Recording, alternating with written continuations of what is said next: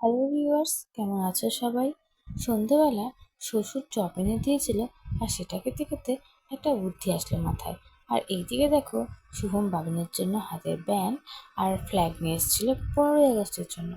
আর আমার বুদ্ধিটা হলো এটা: শুভমকে বলেছিলাম আসার সময় দুটো বিরিয়ানি আনতে, শুধু আলু বিরিয়ানি, চিকেন আর ডিম ছাড়া। চিকেন আর ডিম ছাড়া 60 টাকার আলু বিরিয়ানি, আর চিকেন আর ডিম থাকলে এটা 120 টাকা নিয়ে নিত। তারপর বিরিয়ানি আনার পর আমি করেছিলাম, বাড়িতে ডিম ভেজে নিয়েছিলাম, সেটাকে বিরিয়ানির মধ্যে দিয়ে চাপা দিয়ে রেখেছিলাম। আসলে কদিন ধরে বিরিয়ানি খেতে খুব ইচ্ছে করছিল। বাড়িতে বানানো হয়েছিল, বাট সেটা ভালো হয়নি। তাই শুভমকে বলেছিলাম একটা নর্মাল বিরিয়ানি নিয়ে এসো। আর আমার ভাগ্যটা এতটাই ভালো ছিল যে আমি আলু বিরিয়ানির মতো চিকেন পেয়ে গেছিলাম। আর বিরিয়ানিটা ছিল আমার আর বুনোর জন্য, বাকিরা সবাই ভাতই খাবে। বুদ্ধিটা কেমন লাগলো কমেন্টে জানিও।